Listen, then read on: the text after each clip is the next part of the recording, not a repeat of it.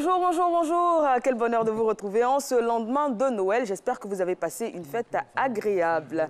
Nous, c'est un bonheur de nous retrouver en votre compagnie pour une nouvelle édition de votre matinale. Hier, nous avons eu le plaisir de recevoir sur ce plateau une belle chorale qui nous a fait plaisir et qui, on l'espère, vous a ravis. C'était très enchanteur. Merci encore une fois. Et puis, j'espère que vous avez quand même pu vous reposer. Hein. C'est vrai qu'aujourd'hui, c'est pas férié. Hein. Aujourd'hui, le travail donc, reprend. On est sur le chemin donc, de nos différentes activités. Encore une fois, excellente journée et bienvenue à Matin Bonheur. Merci en tout cas, mesdames et messieurs, d'être en notre compagnie. Comme Eva l'a dit, on espère qu'après la fête de Noël, on va vraiment passer à autre chose. Objectif, donc, le nouvel an en ligne de mire. Merci d'être avec nous. Au sommaire aujourd'hui de cette deuxième émission de la semaine, on aura le droit, donc, dans la partie thématique. On va parler de la grâce présidentielle pour coller vraiment avec l'actualité, cette tradition qui veut que chaque année, à la fin d'année précisément, il y a une grâce qui émane donc de l'autorité suprême de l'État. Merci d'être en notre compagnie, sans oublier les reportages. Et puis, notre ami Noël Kofi, donc, qui viendra après Noël, nous parler toujours de technologie avec la passion qu'on lui connaît. Elle, on ne sait pas comment elle a passé Noël. Elle nous a faussé compagnie hier. Mais bon, pour se racheter, elle a mis un joli pantalon rouge. Bonjour Fatim. Bonjour Marcella. Ça a été la fête? Oui, très bien. Ah bon? J'ai regardé des dessins animés toute la soirée. C'était sympa, c'est vrai, ça m'a plu. Mais au menu, on espère qu'il n'y aura pas de dessin animé à la titologie parce que c'est parti. C'est maintenant.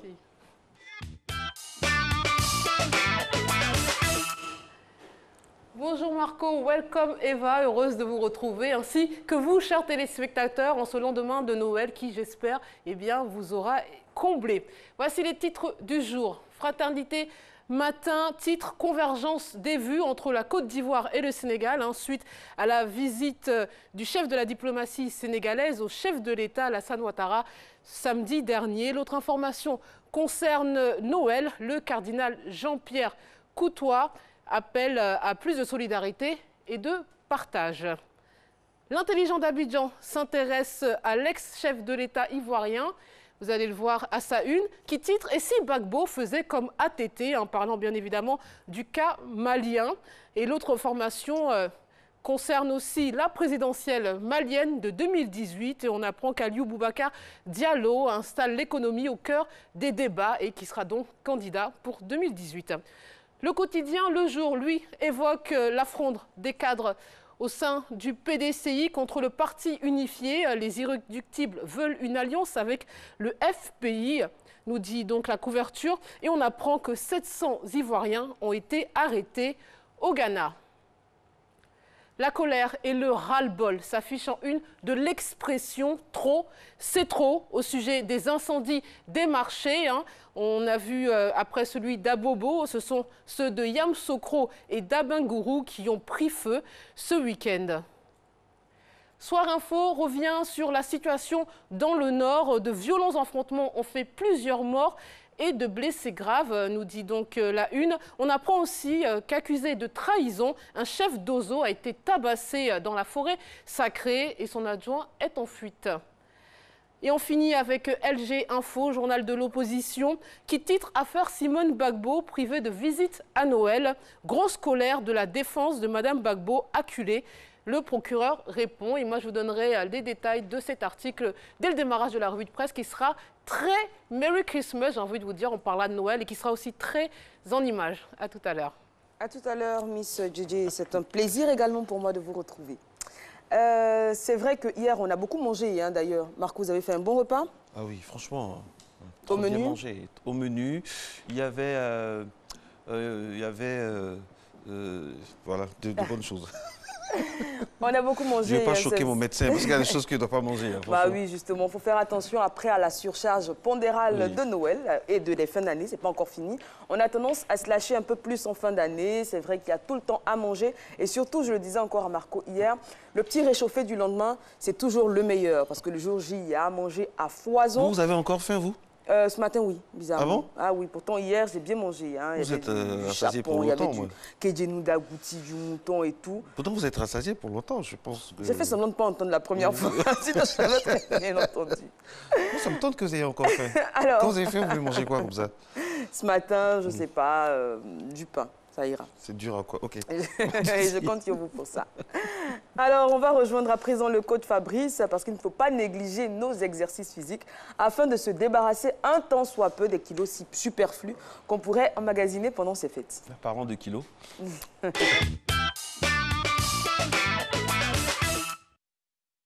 Bonjour à tous, on est le lendemain de la Noël et c'est toujours un plaisir pour moi d'être en votre compagnie pour une séance aujourd'hui consacrée aux pectoraux. Pour ce faire, je suis accompagné de Rosemary. Il vous faut chez vous une paire d'haltères pour travailler et un tapis parce qu'on va se mettre au sol. Donc on part directement pour le premier exercice. Allez, top, c'est parti. Voilà, on se met au sol là. On prend nos haltères, d'accord. On se couche, on va faire des séries dégressives, d'accord. C'est-à-dire qu'on va commencer à 12, ensuite on se repose, on fait 10 après et 8 ensuite. Allez, on tend les bras là et on referme. 1, 2, les pieds sont pliés, Rosemary. 3, 4, 5, 6, 7, 8, 9, 10, allez courage, 1, dernier, et 2, super. Allez là, vous soufflez juste un peu, 10 secondes, d'accord. Et puis on repart encore pour un deuxième passage. Rosemary, j'espère que ça va. Ok, allez on part, on en fait 10 maintenant. Allez. 1, 2, 3, votre bras touche le sol, 4, et vous remontez, 5, 6, 7, courage, courage, courage, 8, 9, dernier, et 10, super. Allez, on souffle encore un peu, ok. On va faire le dernier passage, cette fois-ci on en fait 8, d'accord. Et juste après on change l'exercice. Allez, on tend les bras, on part, 3, 2, 1, top, c'est parti. 1, 2, super, allez courage. 3, vous utilisez la force des pectoraux pour refermer les bras. Allez, 5, 6, 7, votre avant-bras ne touche pas le sol. Et 8, super. Allez, on pose les haltères juste à côté, là, d'accord. Et on part directement pour le second exercice. On va faire les pompes diamant. Alors, pour faire les pompes diamant, il faut juste mettre les mains comme ceci, d'accord. Vous posez les mains au sol, on monte sur la pointe des pieds et on descend là. 1, d'accord. On va en faire 12. Pour ceux qui ne peuvent pas le réaliser sur la pointe des pieds, vous gardez les genoux au sol comme Rosemary et vous descendez. Si c'est encore trop difficile, à ce moment-là, vous gardez tout le corps allongé et vous poussez là. 1, 2, d'accord. Allez, on va y aller. 3, 2, 1. Top, c'est parti, 12.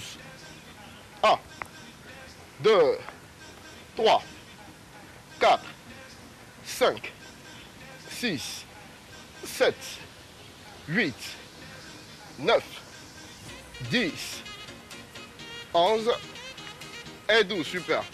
Alors, on souffle un peu, on prend juste 10 secondes de repos et on repart encore une deuxième fois pour cet exercice, d'accord. Allez, un peu de courage, allez, on se met en position, 3, 2, 1, cette fois-ci on part pour 10, go. 1, 2, 3, 4, 5, 6, 7, 8, 9 et 10, super. Allez, on souffle encore un peu, juste un peu et on repart une dernière fois pour cet exercice. Cette fois-ci, on en fait 8. En principe, à ce stade-là, vous avez le triceps qui est en feu, les pectoraux aussi qui sont en feu, d'accord. Plus on serre les bras, plus on travaille sur l'intérieur de la poitrine. Donc n'hésitez pas, messieurs, dames, à le faire. Ça va vous permettre d'avoir une bonne masse musculaire à ce niveau. Allez, on part, dernier passage. On en fait 8. 3, 2, 1, go.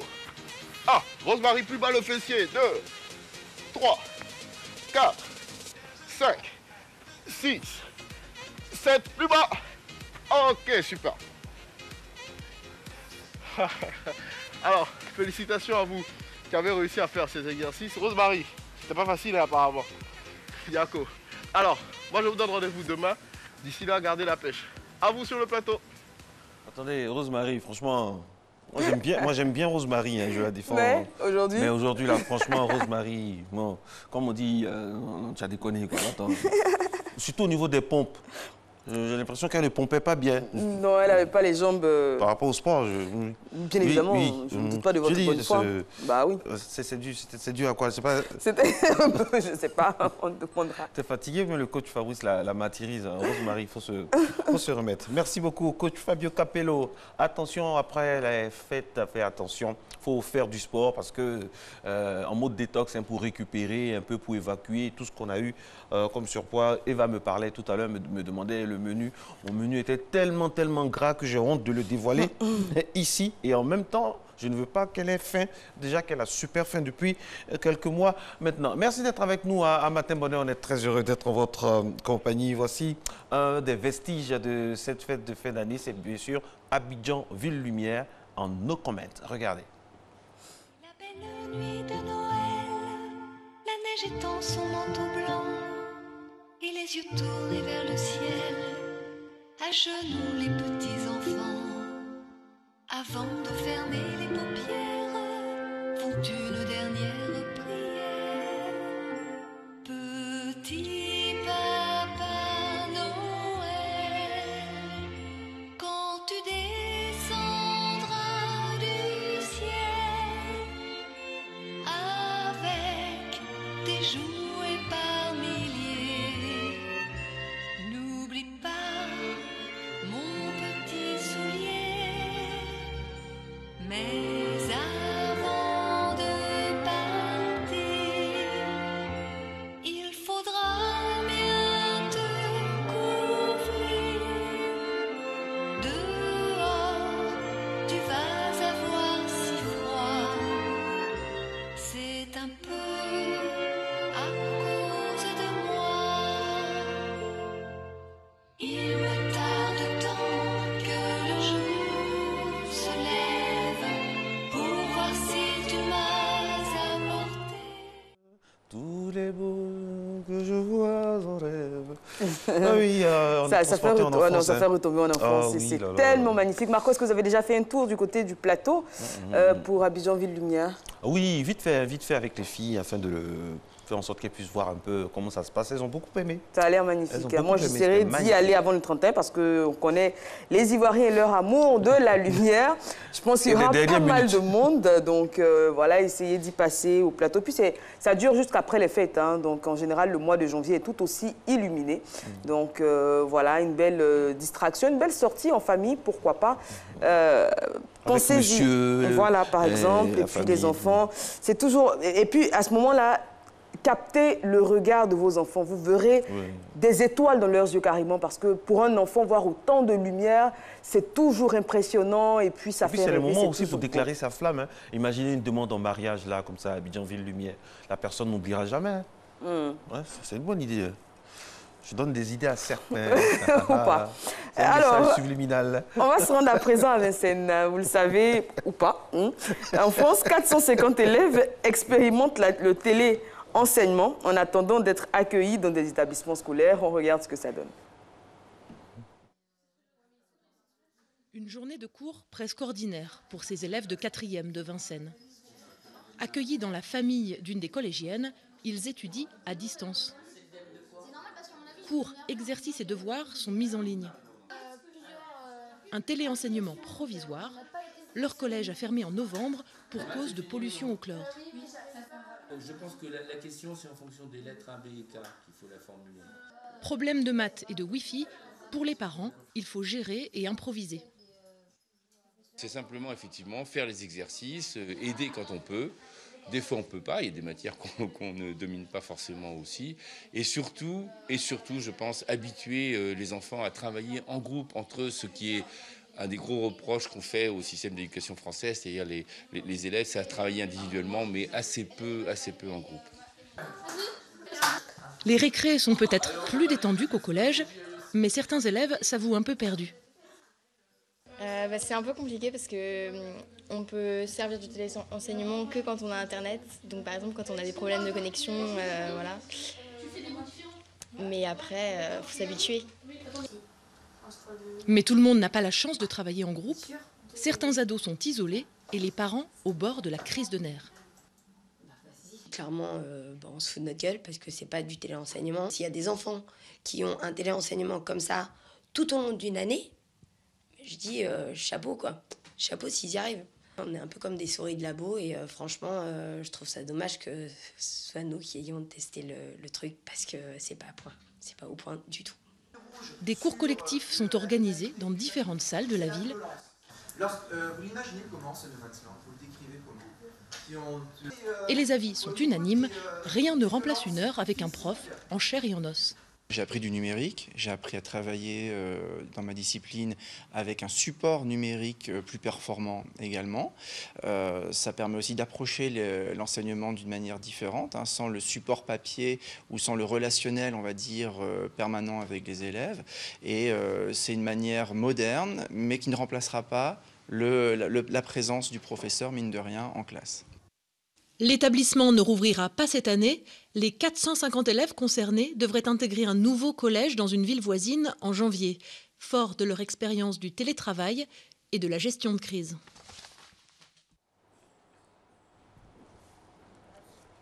Oui, Eva, c'est bon ça. C'est inspirant. Oui, enseignement télévisuel, comme ça, c'est bien. Ça permet quand même de donner une autre tournure hein, de l'enseignement, c'est bien. Et quand c'est tout ce qui est technologie, Noël Kofi, ça tombe bien. Et la transition, j'avoue, est toute facile. Mais bon, je vais la faire quand même. Pour passer maintenant à notre invité suivant, il s'appelle Noël Kofi, c'est notre monsieur technologie de Matin Bonheur. Avec lui, tenez-vous bien, on va essayer d'expérimenter les technologies inhérentes à la fin d'année. Comment vivre le passage d'une année à une autre en technologie, au niveau beauté, au niveau high-tech, loisirs, tout ça. C'est tout de suite, c'est dans Techno, c'est parti.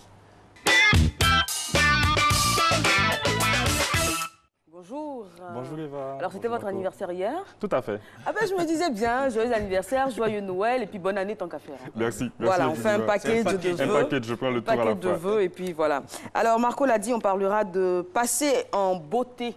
Hein, exactement. À la nouvelle année, cela inclut bien évidemment la technologie parce qu'elle nous entoure et qu'elle est inhérente à tout ce qu'on fait finalement. On ne peut pas y échapper. On démarre avec... On démarre donc avec les technologies et les fêtes de fin d'année. Alors, c'est deux grands thèmes qui sont assez difficiles à concilier, mais en fait, en fin d'année, on cherche à se rendre beau, participer, répondre à des invitations, des repas de famille ou éventuellement sortir et tout, donc il faut être beau. Donc, on va voir la technologie et les fêtes de fin d'année et surtout la technologie au service de la beauté. Donc, comment se rendre beau pour les fêtes de fin d'année.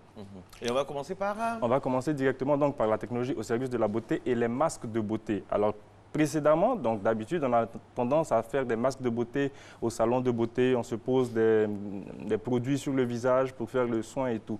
Aujourd'hui, on est passé à de nouvelles technologies. Il y a donc un équipement, un appareil qui, à lui tout seul, permet de concevoir un gel qui se pose sur le visage et qui fait tout ce traitement en une seule fois. Donc, c'est un appareil, on met tout le contenu à l'intérieur, de l'eau, un comprimé et des substances additionnelles, donc un sérum éventuellement. Et donc, on appuie sur un bouton. Quand la préparation est prête, ça donne directement un gel qui est déversé dans un support avec des orifices dessinés donc pour le visage, pour les yeux. En à peine 5 minutes, on a un gel et c'est ce gel qui est posé sur le visage. Donc, ça donne un contenu homogène et c'est ce contenu donc qui sera posé sur le visage. Ça permet de rajeunir, donc un effet rajeunissement, un effet lifting. Exactement. Et donc, c'est très, très pratique pour le visage. On n'a plus besoin d'aller dans un salon nécessairement depuis la maison. Ça, c'est pour un usage domestique. Hein? Exactement, exactement. Mais c'est un effet très professionnel quand même. Hein. C'est quand même un effet comme si on était en institut. Exactement, exactement. Donc, après 2 minutes, la matière refroidit et on peut donc détacher ce gel. Et ça devient évidemment un masque. Un masque avec les orifices sur le visage et on le pose directement sur le visage. Et donc, ça donne un effet reposant, ça donne un effet décontracté. Et le masque, après, comment on le rince On rince le visage. Donc, on ôte le masque, on ôte le gel simplement et on rince le visage. Et c'est le même effet que... Pendant combien de minutes comme ça sur le visage? Une vingtaine de minutes. Une vingtaine de minutes, tout à fait. Et c'est disponible partout? Absolument, c'est disponible dans le commerce. Tout à fait, tout à fait. D'accord. Tout à fait. Alors, on passe à la deuxième grosse innovation. Le masque à LED. Le masque à LED. Donc, on a déjà plusieurs fois parlé des LED. Là, on passe carrément à des masques qui ont des LED intégrés. Alors, la lumière a un effet positif sur le visage. Des technologies, des recherches, des études ont prouvé cela. On passe donc au masque. Ce masque contient à l'intérieur des LED, donc des petites ampoules. En anglais, c'est Light Emitting Diode. En français, c'est diode électroluminescente. Ces ampoules donc agissent directement sur la peau et ça permet donc de lutter contre l'acné, contre les rougeurs, contre les taches. Et ça permet également de ralentir l'effet vieillesse, en fait. Donc, ces masques ont plusieurs éclairages pour chaque problème, en fait. Donc, en plusieurs modes de fonctionnement. Le mode avec les LED rouges, par exemple, qui est efficace dans les traitements anti-âge. Le mode avec les LED bleus, qui permet de lutter contre l'acné et les points noirs, et les LED vertes qui permettent de stimuler la production de collagène. C'est une substance qui est naturellement dans le corps, mais avec l'âge, cette production a tendance à diminuer. Et donc, cet appareil permet de stimuler. Et ce n'est pas très cher, hein, de l'ordre de 50 à 200 000 en moyenne. Alors, les appareils d'électrostimulation. Exactement. Alors, ces appareils permettent d'envoyer au corps et dans certaines zones de petites décharges électriques qui permettent de stimuler le visage, de stimuler la zone. Donc, ça permet, par exemple, pour ce qu'on appelle le deuxième menton, de réduire le deuxième menton. Donc, on pose simplement l'appareil qui est constitué de 2 petites antennes métalliques sur la peau et ça envoie de petites stimulations électriques. Donc, c'est pas très violent, hein, c'est pas très agressif, mais ça permet... Non, c'est limite doux, mais c'est de belles sensations. Et ça permet donc de réduire tout l'effet vieillesse, tout l'étirement de la peau. C'est donc pratique et c'est vendu autour de 50 à 100 000 francs au maximum. Et c'est le côté pratique, le côté mobile, c'est tout petit, de la taille d'un rasoir, hein, de la taille d'un petit équipement électronique. Et ça permet donc de réduire la zone sur laquelle c'est appliqué afin de donner un effet jeunesse et une présentation beaucoup plus belle. Wow. On passe ensuite à la lumière, donc toujours la lumière pulsée qui élimine directement la pilosité. Donc on peut se faire épiler par la lumière. Donc, c'est des équipements qui permettent exactement... La lumière douce émise en continu. Exactement. Elle permet donc de toucher directement le poil à sa racine et le supprime de façon durable. Donc, c'est plus une épilation... Avec le rasoir ou avec le gel Le gel, exactement. Avec simplement des faisceaux de lumière intenses. Donc, elle permet d'éliminer durablement. Ma crainte, est-ce que ça ne cause pas des poils incarnés après? Ce sont des tests qui ont été faits quand même sur de longues périodes et je pense que ça ne produit pas cet effet-là. Exactement. Exactement. Il n'y a pas de contre-indication, hein? Non, ça passe. Ça passe, hein? Oui, ça passe. Ça passe. Des études ont été faites et c'est prouvé. Tout type de peau, tout ça, ça va? Absolument, absolument. Ensuite, nous avons? Nous avons le peigne connecté. Ah. Oh my God. Alors, les innovations vont très vite. On a carrément le peigne connecté, qui est une brosse à cheveux, qui est bardée de capteurs et d'éléments techniques qui permettent donc d'analyser le cheveu. Donc, on passe le peigne directement sur le cheveu et ça permet d'analyser tout le contenu, d'analyser la manière dont on se brosse les cheveux. Et toutes ces informations sont transmises à une application via smartphone qui permet donc de donner des conseils à l'utilisateur. Il faut qu'il se brosse les cheveux. Je pense que pour Marcellin et moi, on n'aura pas beaucoup de... Voilà. Par contre, Eva, voilà, on aura des conseils. S'il faut se brosser les cheveux plus longtemps, s'il faut appliquer des produits, donc il y a des capteurs à l'intérieur, un accéléromètre couplé à un gyroscope et même un micro qui permet donc d'analyser le son que font les cheveux. Et donc, ça donne tout un tas de conseils. Est-ce que c'est vraiment utile? Mais je pense que ça apporte des améliorations. On a un conseiller, on a carrément un bilan capillaire, un bilan du cheveu qui est fourni. Et ça prévient la chute des cheveux, tout ça? Exactement. Ça donne des informations? Des informations, exactement. Okay. Donc, c'est tous ces paramètres-là qui sont fournis et ils devraient être présentés d'ici fin 2017. C'est vrai qu'on y est début 2018 et ils devraient tourner autour de 150 000 francs. Un peigne? Un peigne connecté. D'accord. On note. Ce qui est sûr, c'est pour ceux qui ont des cheveux, hein, forcément. Oui, mais même ceux qui ont des cheveux et des moyens. Bien sûr, c'est lié. C'est lié. On passe directement aux technologies d'onglerie. Oui. Donc, au niveau des ongles, voilà, on se fait beau. On pense à tout ce qui permet de se faire beau. Donc, au niveau des ongles... Ouais, les détails. Voilà. Et vous avez très beaux doigts, d'ailleurs. Qui ça, moi? Oui. Merci. Oui, donc, on disait... Au niveau des ongles, il y a donc de nouvelles matières, pour les dames surtout, qui permettent de rallonger l'ongle, en fait. Donc, c'est un gel qui est posé sur l'ongle. Ce n'est plus un faux ongle. Donc, avant, ce qu'on faisait, c'était carrément on pose une colle sur l'ongle et on pose un faux ongle dessus. Ça avait ses inconvénients parce que ça a tendance à fragiliser l'ongle naturel. Voilà. Et au moment de l'enlever, c'est délicat. En plus, ce n'est pas très résistant. La durée est très limitée. Par contre, avec le gel, on en a pour facilement 1 mois en termes de durabilité de l'ongle.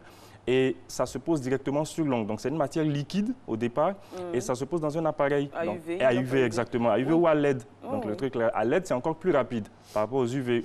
Avec un UV, on doit le faire peut-être sur 2 minutes. Avec une machine à LED, on le fait à peu près en 30 secondes. Donc ça gèle, ça sèche directement et le gel donc donne un ongle directement. On peut poser le vernis qu'on veut. Exactement, donc voilà. il y a les gels et puis il y a la résine également. Exactement. C'est très très répandu aujourd'hui dans toutes les ongleries, on a cette technologie. Et depuis un bon moment d'ailleurs. Et oui, et en termes de coût aussi, ça se démocratise, ça je pense devient de moins en moins élevé. On va dire 10 000 francs en moyenne. En moyenne. Et on a des ongles parfaits, nickel chrome. C'est une spécialiste. Hein, absolument, je me rends compte. 177 ongleries qu'elle jette. Ensuite, on va donc continuer avec... On va passer donc directement aux vêtements connectés. Ah là là. Pour le 31, j'imagine, des vêtements connectés. Voilà, pour savoir où est-ce que la personne est. Exactement. Alors, tout au long de l'année 2017, ça a été un peu la grande tendance, hein, les vêtements connectés. On est parti d'abord avec le bikini, donc le maillot de bain connecté. Ah bon? À première vue, c'est un maillot de bain standard, c'est un maillot de bain féminin, bien entendu. Et il permet donc de mesurer l'ensoleillement. Donc, lorsqu'on fait un bain de soleil, lorsqu'on est sur la plage, ça permet d'analyser la quantité de soleil qu'on a emmagasiné, qu'on a reçu, et ça donne donc des conseils. Il y a une puce à l'intérieur qui transmet des informations au smartphone, donc via l'application, et qui dit donc qu'on a passé suffisamment de temps, ça commence à devenir risqué, ou alors il faut se poser encore un peu de crème solaire. Exactement, pour éviter des petits bobos. Donc ça, c'est le maillot de bain connecté. On passe ensuite carrément au jean connecté. Alors là, ça va assez vite. C'est un jean qui intègre ce qu'on appelle un code QR. Donc, les codes QR sont de petites sortes de dessins, de petits schémas qui sont posés sur certains aliments, on les voit sur des emballages et tout. Ces codes QR permettent d'être scannés. Donc, avec le jean, jusqu'à présent, ça n'avait pas encore été posé sur un vêtement. Là, c'est posé sur le vêtement et on peut le scanner. Lorsqu'on le scanne avec un smartphone, donc je me mets dans une situation grandeur nature, au cours d'un repas, au cours d'une invitation, on souhaite partager son contact, par exemple, avec quelqu'un. On n'a plus besoin de sortir le smartphone ou alors partager l'information par Bluetooth. Avec le jean qui a le QR code, le contact, donc l'invité, va simplement scanner avec son smartphone le QR code et ça lui donne toutes les informations du propriétaire du jean. Bien entendu, ces informations sont renseignées par le propriétaire lui-même. Il peut donc mettre ses contacts, son numéro de téléphone, son adresse mail et toutes ces informations. Et donc, l'interlocuteur scanne le QR code et il a droit à tous ces contacts-là. Il peut donc interagir avec son interlocuteur et puis changer au fur et à mesure. On n'a plus besoin de s'échanger les contacts par Bluetooth ou alors écrire et manipuler. Et tout. Ça crée donc toute une communauté et on s'échange les contacts depuis le jean. D'accord. Moi, j'ai une idée d'application, hein, donc des jeans ou des vêtements connectés. Et ceux qui ne les ont pas payés ne peuvent pas les enlever. Et dans les deux sens. Donc, une femme qui a offert, par exemple, un pantalon à son mari, elle est la seule à pouvoir enlever le pantalon. Et dans les deux sens. Mesdames et messieurs, bienvenue au Carnet Rose. Vous êtes au Carnet Rose de cette émission très tôt le matin. Eva a commencé déjà à déballer le Carnet Rose. Il faut la comprendre aussi. Il faut la comprendre aussi, c'est pas du tout évident. Monsieur Noël Kofi, nous on va continuer de façon vraiment officielle. C'est pourquoi nous sommes ici, oui. Alors, après les vêtements connectés, on continue toujours avec un autre élément des vêtements connectés. Il s'agit donc toujours d'un jean, c'est toujours parti sur la base d'un jean. Mais cette fois-ci, il est un peu plus high-tech. Donc ce jean intègre 2 micropuces qui sont posées dans la ceinture, une à gauche et l'autre à droite. Donc ces micropuces, des éléments très techniques, qui intègrent des vibreurs, en fait, des vibrations. Donc, ce jean, couplé notamment au système de navigation, permet, lorsqu'on doit se rendre à un lieu, de suivre l'itinéraire tout en vibrant. Donc, lorsqu'on doit, par exemple, tourner à gauche ou à droite, le jean vibre à gauche ou à droite pour indiquer au porteur, à l'utilisateur du jean, qu'il doit tourner à gauche ou tourner à droite. Ce système peut également être synchronisé avec le smartphone. C'est pour les non-voyants? Bon, on a eu un souci tout à l'heure au niveau des images. Vous avez constaté, voilà, technique. Là, on est en train de regarder maintenant le peigne connecté, exactement. Oui. Donc, c'est le peigne connecté. Il a un format de peigne standard, un beau design. Et il permet donc, avec tous ces capteurs intégrés, le micro, le retour de force haptique, un vibreur, le gyroscope et l'accéléromètre, de mesurer tout ce qui est à l'intérieur des cheveux. Il mesure donc la densité des cheveux et toutes ces informations sont transmises au smartphone via l'application. On a accès à tout un tas de conseils, tout un tas de statistiques qui permettent d'améliorer l'entretien du cheveu. Donc, il donne des conseils. C'est un véritable coach en matière de cuir chevelu. D'accord. C'est l'onglerie maintenant? Exactement, la technologie d'onglerie. Donc ça, c'est l'ongle, comme on avait vu. on n'a plus besoin désormais de poser de faux ongles sur les ongles naturels. On peut simplement poser la matière, donc le gel, qui est une matière liquide, et on le fait sécher. On fait sécher donc l'ongle dans l'appareil, la machine, soit par un rétroéclairage LED ou alors par un rétroéclairage par UV. Et cette matière sèche assez rapidement, de 30 à 2 minutes maximum. Et ça donne donc directement un ongle matériel, un ongle, ça rallonge donc la taille de l'ongle. Le côté pratique, c'est déjà la matière, donc c'est carrément une rallonge de l'ongle naturelle. On n'a plus besoin de support, de colle pour pouvoir poser l'ongle et ça se taille donc directement sur l'ongle naturel. Le côté pratique encore, c'est au niveau de, quand il s'agit d'enlever l'ongle, on n'a plus besoin de décoller violemment ou alors de limer et tout. On a une matière qui permet donc de faire fondre le gel et l'ongle se détache tout seul. Donc ça, c'est quand même très pratique. Très bien. Et on finissait avec... le jean connecté. Le jean connecté, donc tous les vêtements connectés. Les vêtements connectés, c'est d'abord le jean avec le QR code. On scanne donc le QR code pour partager toutes les informations avec son interlocuteur. Ensuite, le jean, on a commencé déjà par le bikini qui mesure l'ensoleillement. Ensuite, le jean avec le QR code. Et maintenant, le jean qui intègre des vibrations, notamment avec les messages. Quand on reçoit un message, le jean vibre. Lorsqu'on veut se déplacer sur un itinéraire, le jean vibre pour dire tourner à gauche, tourner à droite, et ainsi de suite. Donc, c'est vraiment de belles innovations. Au cours d'une fête, ça peut toujours être pratique quand même pour se trouver. Merci beaucoup, Sans oublier Noël. le jean d'Eva qu'on ouvre non, on va l'oublier celui-là. Je ne pense pas que ce soit une bonne idée au final. Allez, 6h26, merci beaucoup. Je vous en prie, Noël, excellent Noël à vous encore. Bon et joyeux anniversaire, bonne fête. Et puis, il est temps de partir tout de suite pour la partie purement informative de cette émission. Vous aurez donc droit à la météo suivie du JT signé Hamza Diaby. A tout de suite.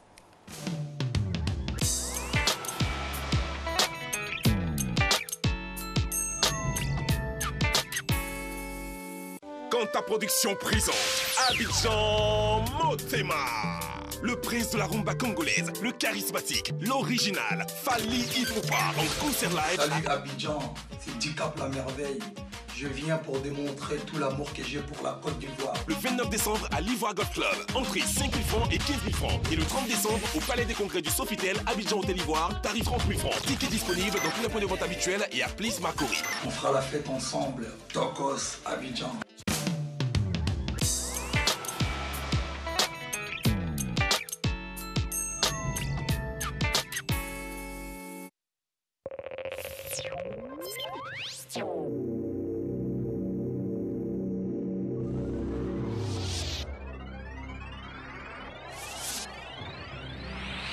En raison de la forte dégradation des routes liées en partie à la surcharge des poids lourds, les ministres des Infrastructures économiques et des Transports informent les propriétaires de véhicules lourds qu'à compter du jeudi 30 novembre 2017 au 31 mars 2018, nous entrons dans la phase progressive de la lutte contre l'extrême surcharge.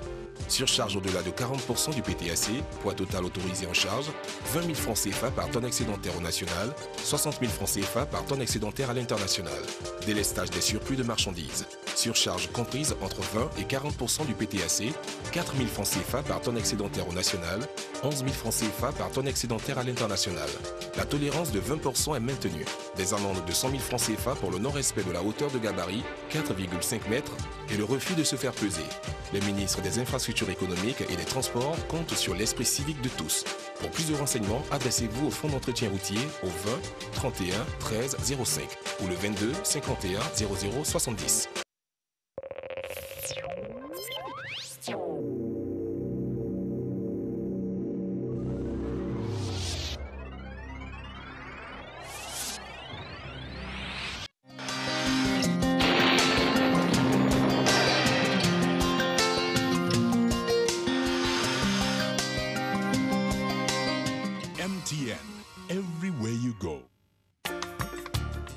Mesdames et messieurs, bonjour. Au cours de la matinée, les vents secs se renforceront et affecteront les régions du sud avec une sensation d'harmattan sur ces régions. Dans la bande centrale et au nord, le temps sera dominé par de la brume sèche qui réduira la visibilité. Côté température, on notera 23 degrés à Abidjan et à Adiaké, 19 à Bondoukou, 20 degrés à Boaké et Daloa. Dimokro enregistrera 22 degrés ainsi que la ville de Gagnoa. On notera 18 degrés à Korogo et Amman, 17 degrés à Oténé, 23 degrés à San Pedro, 25 à Sassandra, 23 degrés à Tabou et 20 degrés dans le district de Yamoussoukro. L'après-midi, les vents secs s'installeront sur l'ensemble du pays. On aura un temps sec avec des particules de poussière en suspension sur le littoral et au nord. La concentration de poussière sera plus importante dans les parties nord et bandes centrales. Le mercure affichera au cours de cet après-midi 29 degrés à Abidjan et à Adiaké, 32 à Bondoukou et Boaké, à Dalo en notera 30 degrés, 31 degrés à Dimbokro, 30 degrés à Gagnoa, Korogon enregistrera 31 degrés, 28 degrés à Mans, Odiéné connaîtra 30 degrés, 28 degrés à San Pedro et Sassandra, 27 degrés à Tabou et 31 degrés dans le district de Yamoussoukro. Excellent suite de programme et joyeux Noël encore à vous.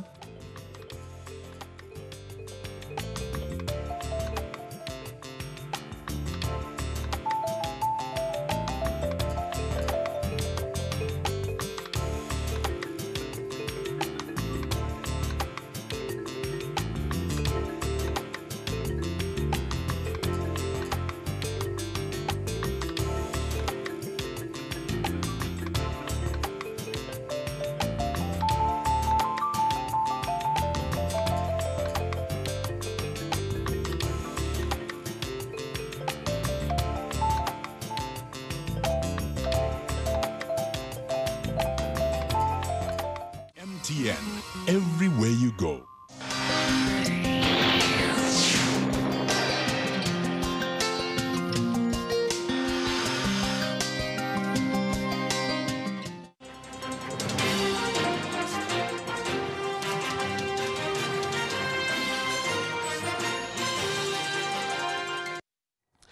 Bonjour mesdames et messieurs, bienvenue dans ce 6h30. Cette année, ce sont 25 convois de rapatriement pour 2601 personnes issues de 679 familles qui sont venues du Libéria, précisément de la zone Upper, appelée communément Maryland.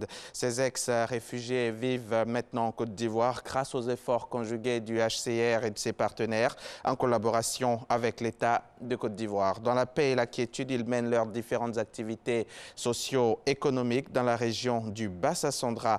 Comment s'est faite leur réintégration? Élément de réponse avec Amadou Ouattara-Walter. Dépaysés et timides à leur arrivée dans cet établissement scolaire, Noël Sibli et Josiane Ompoulou, en classe de CM2, se sont bien adaptés au système éducatif ivoirien. Nous sommes à l'école primaire publique EPP Yokobo 1 de l'inspection de l'enseignement primaire IEP de Tabou. Réhabilité par le HCR, Haut Commissariat des réfugiés accueille 68 écoliers venus du Libéria. Au Libéria, on a lundi, mardi, mercredi, on n'a pas cours toute la journée. Il n'y a pas de problème avec un de mes camarades. Je suis contente, je suis revenue en Côte d'Ivoire, moi et puis mon père et ma mère, et puis je viens à l'école.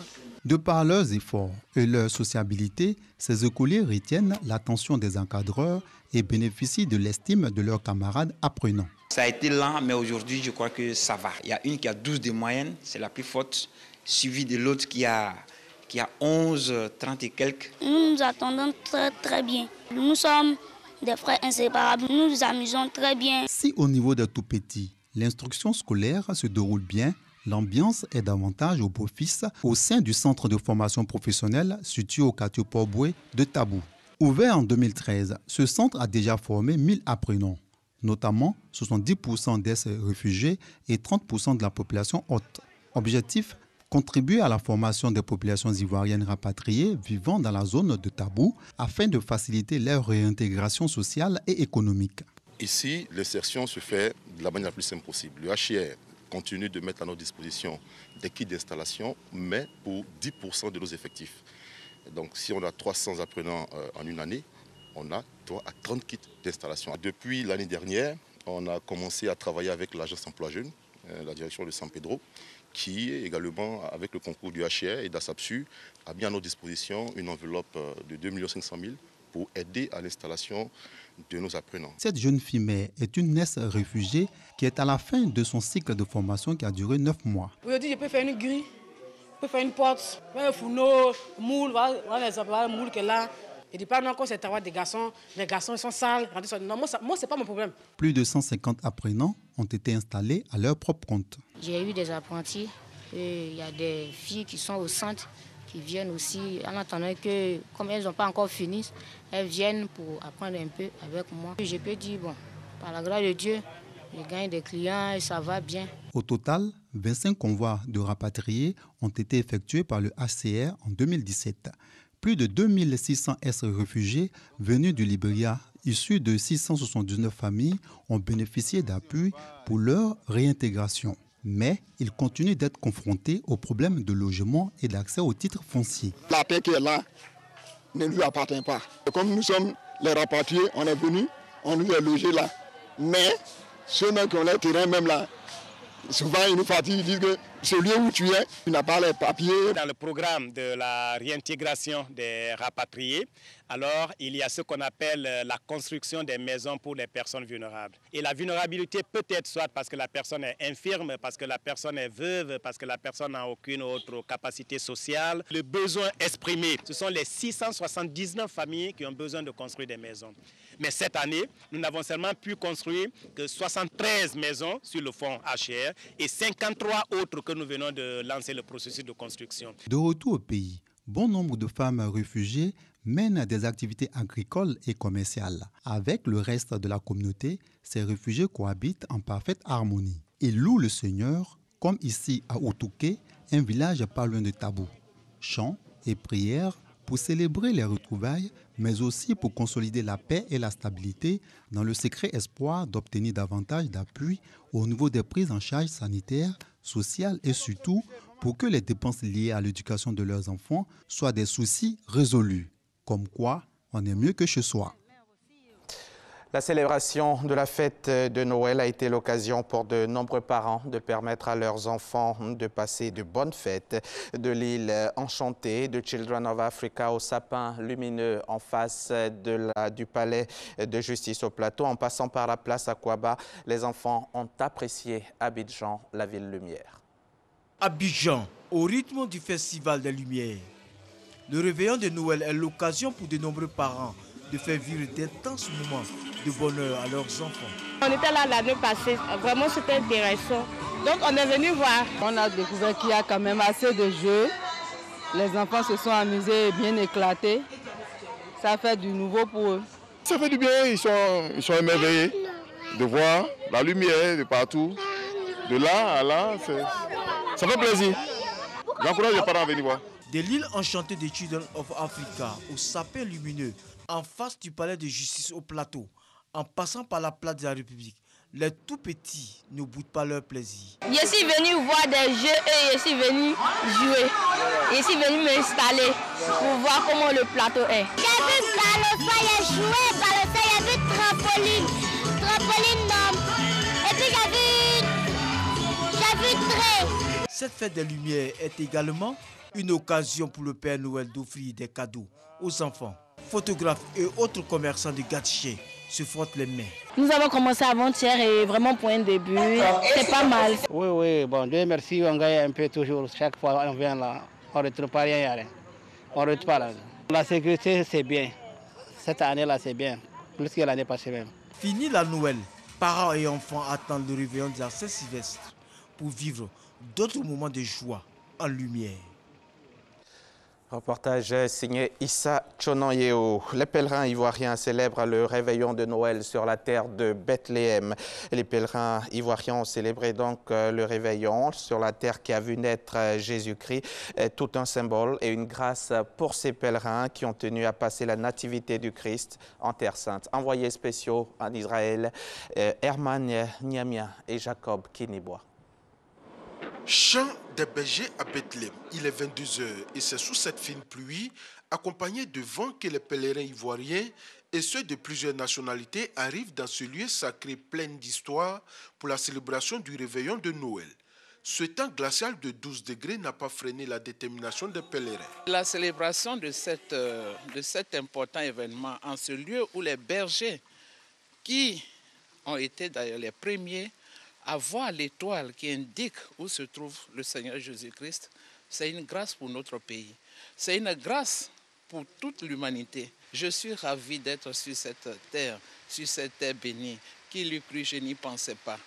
Mais Dieu a permis que cela soit possible. Je lui rends grâce. Nous allons témoigner au gouvernement notre gratitude de nous avoir permis de venir célébrer la fête de Noël aujourd'hui sur les pas, les traces du Christ Jésus, notre Seigneur.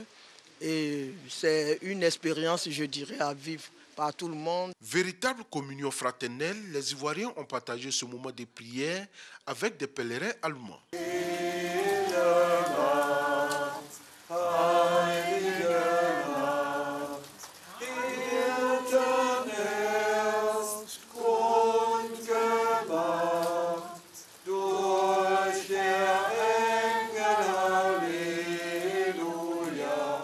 Célébrer le réveillon de Noël en ce lieu sur les terres qui ont vu naître Jésus est une grâce selon le célébrant. C'est une terre vraiment de témoignage, car c'est ici qu'est né le Sauveur Jésus-Christ. Comme le dit donc les évangiles, nous avons vu et nous avons entendu.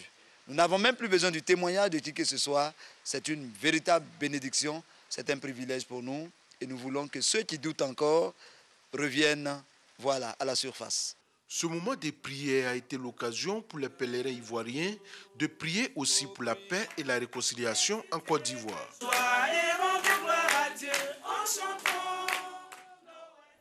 Ici en Côte d'Ivoire, les jeunes sont sortis nombreux ce week-end pour célébrer la 2e édition des rendez-vous avec la jeunesse. Une initiative du ministère de la Promotion de la Jeunesse, de l'Emploi des Jeunes et du Service civique. L'objectif était d'amener ces jeunes à se rapprocher des programmes mis en place par leur ministère de tutelle et s'approprier les idéologies d'un Ivoirien nouveau. Cette plateforme d'échange s'est déroulée ici même à Cocody. Reportage Davis Oyo et Franck Quadio. Une procession de jeunes venus d'horizons divers pour célébrer la 2e édition de Rendez-vous avec les jeunes 2017. L'idée, sensibiliser leurs camarades à s'intéresser aux agences d'emploi jeunes et avoir un comportement citoyen. En témoignent ces messages à véhiculer à travers des affiches, puis un panel dans cette salle pour échanger sur l'employabilité. C'est une belle occasion pour ces jeunes de se retrouver, d'échanger, de communier avec nos autorités, d'apprendre encore sur les différents programmes que le gouvernement aimerait mettre en place pour la jeunesse ivoirienne. Il y a beaucoup de jeunes qui essaient d'entreprendre, mais qui à la fin se retrouvent sur le tas. Parce que soit ils n'ont pas reçu une très bonne formation en tant qu'entrepreneur, ou soit ils n'ont pas une très bonne culture d'entrepreneuriat. Pour le ministre Sidi Tiemoko Touré, cette rencontre est un prétexte pour recueillir les préoccupations des jeunes et faire le bilan des activités de l'année 2017. De 2015 à 2016, ce sont plus d'1 million d'emplois qui ont été créés de façon directe ou indirecte par les initiatives en termes d'encadrement et insertion. Donc aujourd'hui, la bonne dynamique, la vision, l'orientation est bonne. Et donc il reste maintenant aux jeunes de s'approprier ces différents dispositifs. Au cours de cette 2e édition, les jeunes ont également été sensibilisés sur les dangers de l'immigration irrégulière. Nous avons un fort taux de croissance. Le gouvernement offre des possibilités aux jeunes et c'est pour cela que je voudrais lancer un appel à ceux qui sont tentés par l'aventure. C'est ici qu'ils pourront se réaliser pleinement. Occasion pour présenter un site internet facilitant un meilleur accès à l'information. Et un autre point d'orgue, 40 jeunes illustrant et reflétant l'idéologie de l'Ivoirien nouveau ont été primés.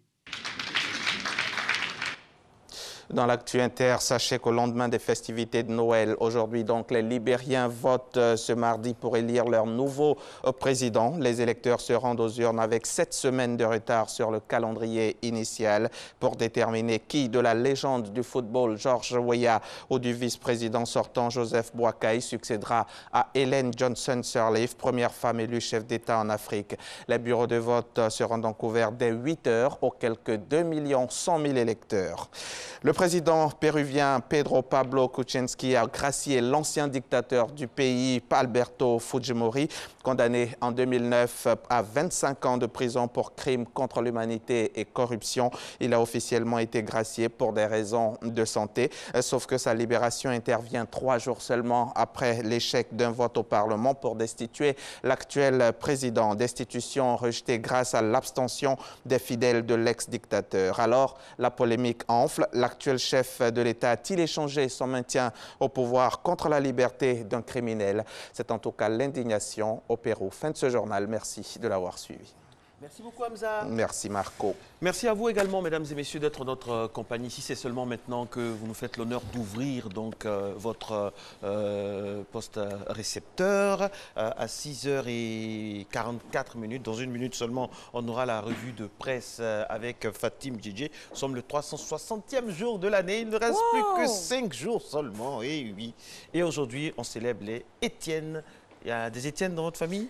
J'ai un tout petit neveu qui vient de naître, qui a 2 mois, qui s'appelle Étienne et qu'on appelle Eti. Mesdames et messieurs, vous l'aurez remarqué, dans la famille Amani, il y a tout le calendrier est repris. Et puis, en fait, les Stéphane également. Et donc, je fais un coucou à mon cousin Stéphane également. D'accord. Voilà, Stéphane. En tout cas, vraiment, on a de tout. Merci d'être avec nous. C'est Matin Bonheur qui se poursuit. Elle, voilà, on connaît déjà tous ses noms et surnoms, tout ça. C'est Fatim Djidji, alias Timfa du 9-2, Panitika. Bref, la revue de presse, c'est parti. Quoi?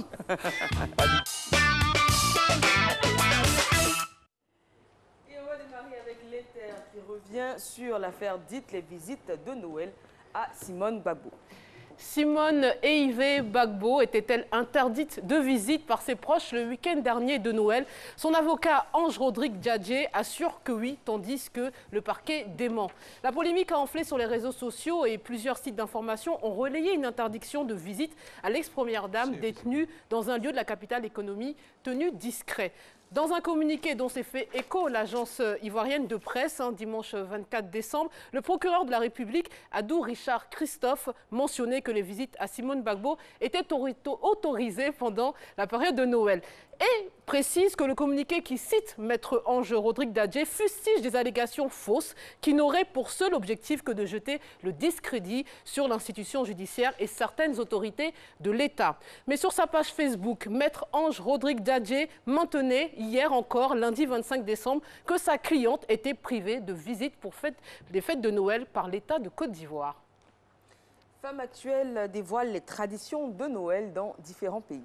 La magie de Noël opère partout, mais sous différentes formes. Par exemple, au Royaume-Uni, c'est le Father Christmas qu'on fête, qui apporte les cadeaux et les dépose dans les chaussettes et bas des enfants qu'ils ont donc accrochés au pied de leur lit ou de la cheminée. Chaque famille décore également un sapin et se réunit autour d'un copieux repas dont le plat principal est une dinde rôtie, mais c'est surtout le plum pudding qui est caractéristique du repas de Noël. En Allemagne, les traditions de Noël commencent dès le premier dimanche de décembre avec l'allumage de la première bougie de la couronne de l'Avent. Les enfants en allument une supplémentaire chaque dimanche jusqu'au 25 décembre et les familles allemandes confectionnent également des petits sablés en forme d'animaux ou d'étoiles afin de les manger le jour de la naissance du Christ. Et ce jour-là, elles partagent une noix grillée accompagnée de choux et de pommes. Et on finit aux États-Unis, les Américains, eux, décorent l'intérieur de la façade de leur maison avec des guirlandes et des boules brillantes. Sur le sapin, ils placent des petites cannes à sucre rouge et blanc que vous voyez souvent dans les films américains. Côté cuisine, eh bien, ils privilégient le bœuf à la dinde qu'ils ont déjà consommé quelques jours auparavant lors de Thanksgiving. Et dans toutes les maisons, on trouve un verre de lait de poule. Et restons dans la magie de Noël grâce au journal Le Monde qui propose justement un tour du monde des images de Noël. Et oui, et on va commencer avec le pape François lors de la messe de Noël en la basilique donc Saint-Pierre à Rome. Hier, le pape a lancé un appel à la paix à Jérusalem et a évoqué aussi la situation des migrants. L'image 2 qui va suivre, c'est au Mans. En France, on célèbre très logiquement la fameuse crèche de Noël, la traditionnelle crèche de Noël avec tous ces personnages mythiques. Vous reconnaissez bien sûr Marie, certainement Joseph, et le petit Jésus dans le bras de la petite fille. À Pékin maintenant, on prend la direction de la Chine, où des petites filles semblent être émerveillées par ces décorations féeriques de Noël. Donc, et ce ne sont pas les seules visiblement, puisque... C'est joli. C'est beau, hein? Et maintenant, on part au soleil. Lors de la traditionnelle course des Pères Noël de Skopje en Macédoine. Comme vous le voyez, il y a même le Père Noël Superman, on nous dit, avec ce t-shirt. Magnifique, monsieur. On reste au soleil. Une image qui me plaît particulièrement, c'est à Valparaiso, au Chili. Et oui, le Père Noël prend la mer et en guise d'escorte au lieu des rennes, il se retrouve avec des mouettes, entourées de mouettes un peu partout. C'est un Père Noël migrant? C'est un migrant. Oui, peut-être le Père Noël des migrants, allez savoir peut-être. En tout cas, on leur souhaite beaucoup de courage et un bon Noël à tous ces migrants. On va maintenant dans une zone de chaos en Syrie, comme quoi l'esprit de Noël opère partout. Ce sont dans les rues de Damas que ces jeunes ont décidé de se déguiser et d'apporter un peu de joie à tous ces habitants qui sont donc plongés dans une guerre civile depuis déjà de nombreuses années. Et on va continuer avec Noël. C'est aussi une affaire de style. Alors, c'est beaucoup mieux que ces pulls immondes que j'ai pu vous montrer déjà dans d'autres revues de presse. Donc voilà, le look, moi je ne sais pas ce qu'en pense Eva, je trouve que c'est pas mal. C'est pour Noël. Oui. Voilà, juste pour Noël. Alors donc, Eva présentera son futur époux dans cette tenue au prochain repas de Noël en famille. Ça promet, hein? Non, je ça promet des commentaires des sœurs, surtout de Mandy, sa sœur, que nous saluons. Et on va finir avec des caricatures sur Noël. Eh oui, alors vous allez voir la première image. Donc ce petit garçon fuit en voyant le Père Noël et crie « Maman, il y a un barbu avec un colis suspect » qui fait bien sûr référence malheureusement aux actes terroristes qui ont donc pignon sur rue. Et une deuxième caricature qui nous vient du Cameroun, c'est écrit quelque part en Afrique et on voit une famille, le monsieur qui a donc mis une grosse bûche en bois sur la table et qui dit à sa femme « Chérie, je t'assure qu'à Noël, chez les Blancs, il y a toujours une bûche sur la table. » Et elle qui lui dit « Toi et ta manie de copier tout ce qui vient d'ailleurs, bravo. » C'est pas une bûche en bois, faut-il le rappeler. Oui. Allez, merci beaucoup. Merci. À demain. À demain, toujours avec le même plaisir. Également, le plaisir, il est multiplié par plusieurs personnes. Hein. La preuve, cette personne que nous recevons, spécialiste en entrepreneuriat, Monsieur Quadio. Joyeux Noël à vous, c'est Jean-Baptiste Quadio. Bonne fête à vous aussi. Merci. Noël n'empêche pas, bien sûr, de parler affaires. Absolument. Et ce sera dans le cadre de... On y va. Il n'y a pas de jingle? Ok, d'accord, on parlera aujourd'hui de budget.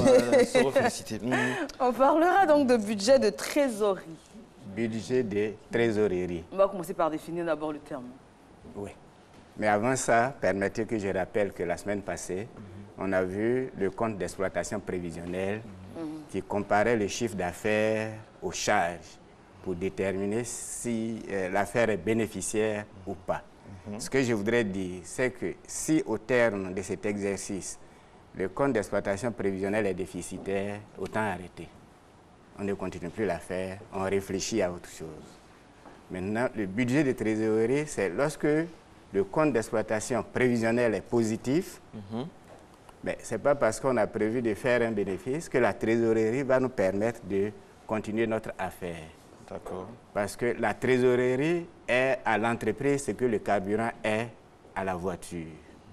Lorsque il n'y a pas de carburant dans la voiture s'arrête. Mais lorsque vous allez à la station, que votre réservoir est rempli, qu'on continue d'en mettre, on a gaspillé. Donc la trésorerie, ça va être cela. Ça va nous permettre... La trésorerie, c'est l'argent. Voilà, disons là, tout net, l'argent. Alors, dites-nous, quels sont les objectifs, bien sûr, du budget de trésorerie? Le budget de trésorerie, c'est lorsque mon compte d'exploitation prévisionnelle est positif, comme je l'ai dit tantôt, c'est prévoir les entrées et les sorties d'argent pour ne pas être bloqué en cours de route. Je vais illustrer. Lorsque vous décidez, la dernière fois, on a pris l'exemple du jeune homme qui voulait vendre de la banane plantain. Il dit, dans l'année 2018, au cours de l'année 2018, je vais vendre 12 000 régimes de bananes plantain. Donc, ça fait à peu près 1000 régimes par mois. Donc, 250 régimes par semaine. Maintenant, il peut acheter la banane au comptant et vendre au comptant. Pas de problème. S'il achète à crédit, qu'il vient vendre au comptant, là encore, pas de problème. Mais s'il achète au comptant et qu'il vient placer à crédit, il va avoir des problèmes de trésorerie. D'accord. Est-ce que vous voyez? Donc, c'est cet exercice-là qu'on va faire sur toute l'année pour voir quelles sont les zones où on va avoir des besoins d'argent. Donc, avant même de commencer l'exercice, on sait qu'en mars, je vais avoir des problèmes d'argent. En juin, je vais avoir des problèmes d'argent. En septembre, je vais avoir des problèmes d'argent. Et donc, on prend des dispositions déjà pour que mon affaire continue. C'est une affaire d'anticipation, en fait. C'est une affaire d'anticipation. Et vous voyez qu'il y a des gens qui commencent, Puis 2 jours, 3 jours, 3 semaines après, ils n'ont plus d'argent pour continuer. Et donc l'affaire stop net. Parce qu'ils n'ont pas pris soin d'anticiper les besoins d'argent au fil de l'année. Il peut arriver également qu'il y ait des imprévus, on va dire ça comme ça. Je veux dire, je place une certaine marchandise pour le mois de février. Je suis censée rentrer dans mes fonds en mars. Oui. Et puis jusqu'en juin, les gens payent pas. Les gens ne payent pas, j'ai toujours pas de rentrée d'argent. Donc, lorsqu'on commence, il y a le mode d'exploitation qu'il faut définir. Si vous voulez vendre à crédit, le crédit, c'est la confiance. À qui est-ce que je place ma marchandise à crédit? C'est ça. Et dans le cas de la nourriture, par exemple, vous allez voir que lorsque le client il a fini de consommer votre banane ou bien votre riz, ben, vous ne pouvez plus rien faire. Hein. C'est terminé. Ce n'est pas un bien qu'on peut récupérer. Voilà. Donc, lorsque on choisit le mode d'exploitation, c'est à vous de déterminer la qualité de la clientèle. Parce que la confiance n'est pas inscrite sur le front. Hein. Et c'est là la difficulté de l'entrepreneur. Et c'est là la difficulté de l'entrepreneur. Parce que si vous voulez augmenter votre chiffre d'affaires, parfois vous êtes obligé de placer de la marchandise à crédit. Bah, si vos fournisseurs vous donnent la marchandise à crédit, ok, vous avez le temps de gérer ces décalages. Mais si vous prenez au comptant, alors il vous faut prévoir beaucoup d'argent pour pouvoir continuer votre affaire aisément. C'est ça l'objectif du budget de trésorerie. Donc, déterminer le montant de fonds à engager, comparer par exemple les flux d'entrée, de sortie d'argent, s'assurer au fait qu'on a toujours quelque chose. Moi, j'appelle ça un fonds de souveraineté. Voilà, on a toujours un petit fonds de souveraineté qui peut permettre de décanter une situation de dernière minute. Pour régler rapidement toutes sortes de mais quid du fait qu'on soit en face de certaines institutions qui payent par exemple sur 30 jours, sur 90 jours? Est-ce que ça ne bouscule pas un peu le budget de trésorerie? Si, mais parce que c'est l'habitude des affaires. C'est ce qu'on enseigne à tout le monde dans les écoles de commerce. C'est-à-dire que, et c'est là qu'on va avoir affaire au banquier. Parce que le banquier, lui, va gérer à la fois et fournisseur et client.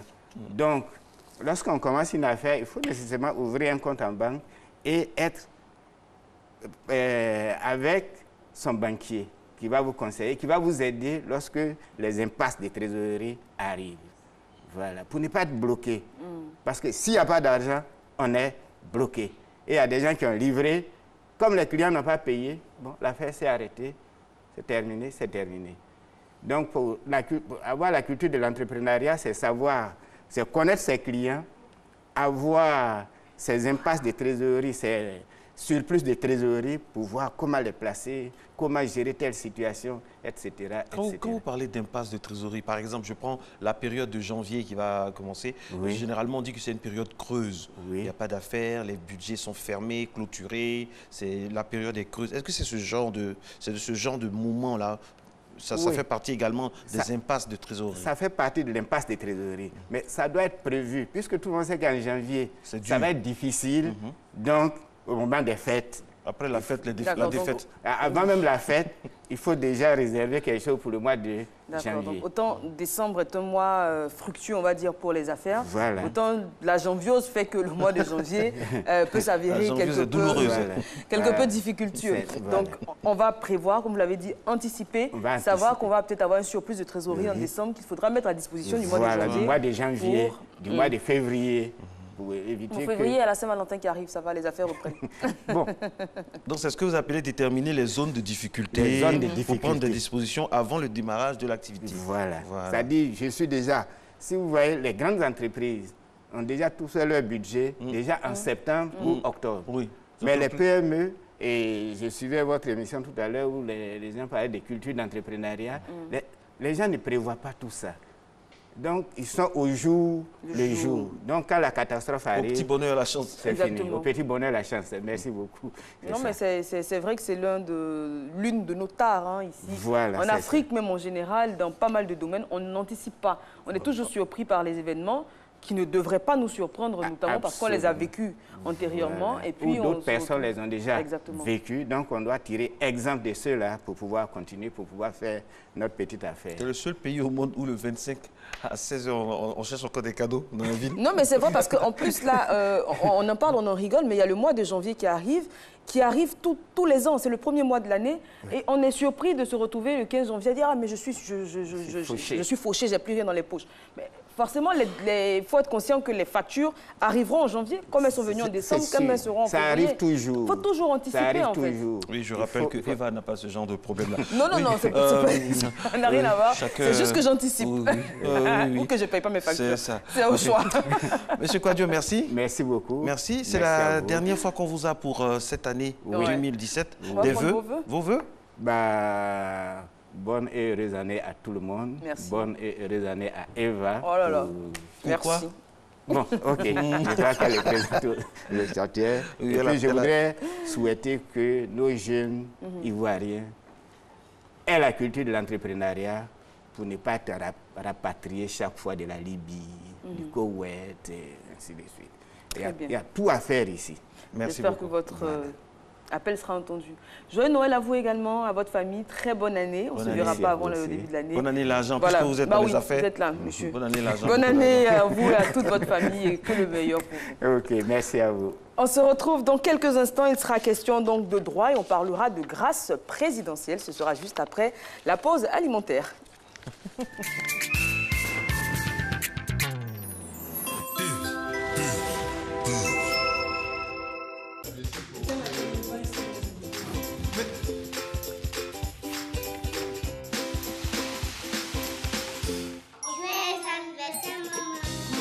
Se réunir autour d'un bon repas est une tradition chez nous. Comme à toutes nos rencontres, il y a toujours beaucoup de joie partagée. Mais surtout au menu, de bons plats de riz La Rizière. Son goût unique et son parfum captivant font de chaque repas un moment de pur bonheur.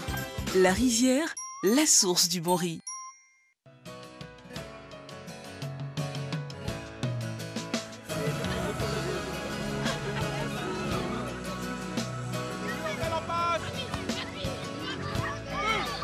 Chaque jour, ce sont quelques milliers de kilomètres parcourus pour vous apporter une eau pure et légère, indispensable à une bonne santé.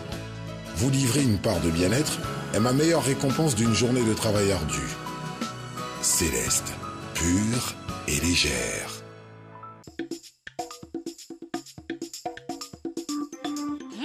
Maman, tu as changé de lait? C'est très bon. Oui, c'est le lait Leti, vitaminé, riche en calcium et au goût crémeux. Il te fera déborder d'énergie.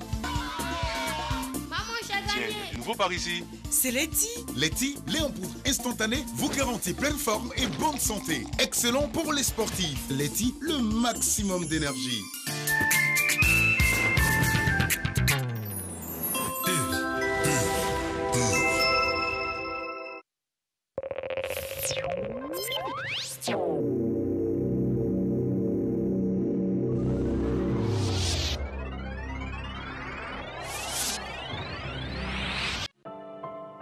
L'utilisation des pesticides interdits, périmés et frauduleux est dangereuse pour notre santé et notre environnement.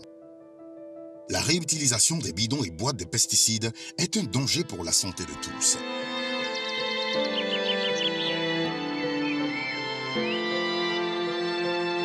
Attention, les résidus de pesticides interdits, périmés et frauduleux contaminent nos aliments.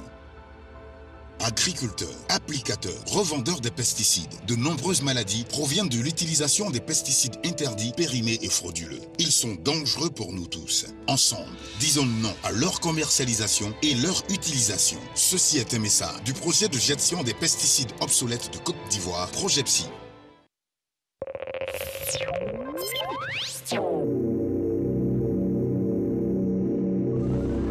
7h03, mesdames et messieurs, c'est Matin Bonheur, dernière ligne droite, réalisation, écriture technique de ce deuxième rendez-vous de la semaine. C'est bien sûr Soro Félicité, vous le savez, vous connaissez donc les principales manchettes qui rythment donc l'émission tous les mardis. Il y a droit à la fin. La thématique aujourd'hui, donc la grâce présidentielle. Pour nous en parler, donc monsieur Daniogo Klofan-Ngolo, il est magistrat hors hiérarchie, directeur des affaires civiles et pénales. Monsieur Daniogo, bonjour. Bonjour, monsieur. Bonjour, bonjour madame. C'est quoi une grâce présidentielle? C'est quoi une grâce? La grâce, c'est le droit constitutionnel reconnu au président, à monsieur le président de la République, d'accorder son pardon à un condamné ou à plusieurs condamnés pour avoir commis une infraction ou des infractions à la loi pénale. Ok, merci beaucoup. Juste une entrée en matière avant le jingle et l'élément explicatif de cette thématique.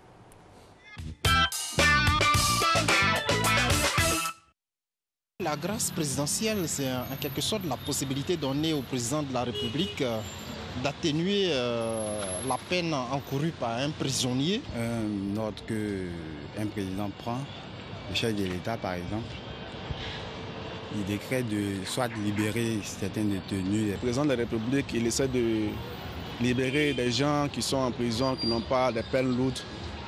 Et je pense qu'en Côte d'Ivoire aussi c'est pratiqué parce que généralement chaque année, à travers les journaux et puis la télévision, on se rend compte qu'ils ont libéré plus de 2000 personnes environ. Cadeau de fin d'année ou processus normal, toujours est-il que toutes les fins de mois de décembre, la signature d'un décret présidentiel permet la libération de prisonniers.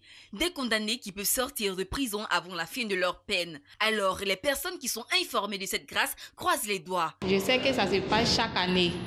Moi-même, j'ai des frères là-bas, donc on prie Dieu pour que cette année, la grâce soit avec eux. La grâce présidentielle, une mesure prise par décret. Tout un processus avant sa mise en exécution. Un travail préalable s'impose pour le respect des droits des victimes. La grâce peut être appréhendée d'un point de vue sociologique comme une mesure pour renforcer la cohésion sociale. Le président de la République est le représentant de tous les citoyens de Côte d'Ivoire, de l'État de Côte d'Ivoire, montre aux citoyens qui se sont trompés, qui ont fauté en commettant des infractions, qui ont commencé à exécuter la peine qui leur a été assénée par la justice, qui est prononcée au nom de l'État de Côte d'Ivoire. Ils montrent qu'on leur pardonne et leur donne une seconde chance de se réinsérer. Mais quels sont les critères de sélection des prisonniers à libérer? Comment savoir si le procédé de sélection est transparent? Dans la rue, les commentaires vont bon train. C'est une possibilité qu'il y ait des abus. Quant à définir la liste, les bénéficiaires, les modalités, tout ça, de ceux qui doivent profiter de cette grâce-là. Il revient au président de la République seul de donner la grâce présidentielle. Donc, pour moi, il le fait de manière délibérée. La grâce, une remise de peine décidée par le président de la République. Malgré tout, la personne reste coupable. Les personnes qui bénéficient de la grâce, ça n'entraîne pas un effacement de ce qu'ils ont fait. On leur pardonne pour diminuer leur peine, mais ce qu'ils ont fait reste dans le casier judiciaire et les victimes ont toujours le droit de se faire dédommager. Avant la mise en liberté ou réduction de peine d'un détenu, tout est passé au peigne fin. Le processus est encadré à toutes les étapes pour ne léser personne. Et mieux, l'ex-prisonnier reste toujours coupable car sa condamnation figure au casier judiciaire. En clair, la grâce présidentielle est différente de l'amnistie, qui est une loi votée par le Parlement et qui efface les condamnations prononcées.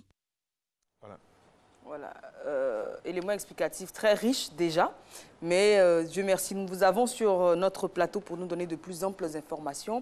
Vous avez donc avant le jingle à expliquer ce qu'était la grâce présidentielle et si on a bien compris, c'est un pouvoir qui est donné au chef de l'État de lever la condamnation, on dira, de dispenser le condamné d'exécution de la peine. D'accord. Voilà. Donc, qui est touché en général par la grâce présidentielle? Est-ce qu'il y a des types de détenus particuliers? Non, en principe, tous les condamnés peuvent bénéficier d'une grâce présidentielle. Seulement, c'est le président, comme c'est un pouvoir souverain que l'article 66 de la Constitution a reconnu au président de la République, celui qui décide à qui il va accorder son pardon. Il peut le faire d'office, comme sa clémence peut être demandée par un condamné. Donc, s'il décide, par exemple, de gracier telle catégorie de personnes, il va bien déterminer quelles sont les personnes qui doivent pouvoir bénéficier sans tenir compte de leur identité. Dit, par exemple, toutes les personnes qui ont été condamnées à X années ou X mois d'emprisonnement bénéficient de sa grâce tel jour. Tout simplement, mais il ne parle pas de l'identité de la personne. Peu importe le délit. Oui, peu importe le délit. Tout à l'heure, je vous disais que la grâce peut être accordée pour toute infraction pénale à la loi pénale. Seulement, les grâces que nous avons coutume de voir, c'est que certaines personnes sont exclues, certains condamnés sont exclus du bénéfice de la grâce compte tenu de la gravité des actes par eux causés. Parce que certaines personnes, après avoir causé certains actes, si ces personnes se retrouvent dehors, cela peut peut-être être dangereux pour ces personnes elles-mêmes. Voilà, et pour les autres, et pour la société. Oui, pour la société, bien entendu. Donc, il est fréquent que dans les décrets de grâce, vous voyez que ne bénéficient de cette mesure que les personnes entrant dans l'une des catégories suivantes. Et donc, les catégories sont spécifiquement désignées dans le décret. Alors, dites-nous, M. Daniogo, le dispositif, techniquement, ça se passe comment? Comment on enclenche la grâce présidentielle? Quelles sont les étapes qui conduisent à une grâce présidentielle? Est-ce que c'est automatique aussi? Merci beaucoup. Il y a deux possibilités. Il y a la première possibilité qui est pour le condamné de s'adresser au président de la République pour demander sa clémence. Dans ces conditions, il adresse sa demande, qui peut être écrite ou orale, au procureur de la République du lieu de sa résidence ou au président de la section du lieu de sa résidence.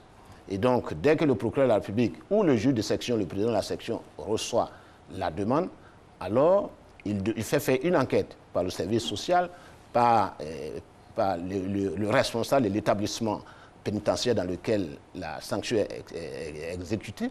Ensuite, l'avis du juge de l'application des peines est demandé. Et lorsque le dossier est en état, le procureur de la République le transmet au garde des Sceaux, ministre de la Justice. Et le garde des Sceaux, ministre de la Justice, transmet la demande au président de la République. Et le président de la République reçoit l'avis d'une commission supérieure des grâces. Ah bon? Oui, tout à fait. Cette commission est composée du président de la Cour suprême, qui en est le président, d'un ministre d'État, du garde des Sceaux, ministre de la Justice, du ministre de l'Intérieur et d'un ministre. Si un ministre est intéressé, n'importe quel des ministres, il peut faire partie de la commission et le secrétariat est assuré par un magistrat désigné par décret. Et donc, cette commission donne son avis au président de la République. Mais le pouvoir de décider appartient au président de la République au regard de la Constitution. Ça, c'est le cas où une personne condamnée a fait la demande. Un courrier. Voilà. Mais il peut arriver au président de la République décider d'office d'accorder sa grâce à une ou plusieurs catégories de personnes. Sur quelle base? Bon, sur son appréciation personnelle, puisque c'est un pouvoir souverain. Voilà. Il accorde d'office son pouvoir, son pardon à telle personne, à telle ou telle catégorie de personnes, compte tenu, peut-être par exemple, par un acte de bravoure, par une mesure de clémence, pour permettre, comme je l'ai dit tantôt, à ces personnes-là, à ces familles-là, comme vous l'avez vu dans l'élément, pour permettre à ces personnes de se resocialiser, en fait, de devenir des citoyens normaux, comme vous, comme moi. Alors, vous nous expliquiez que les grâces présidentielles n'étaient pas nominatives.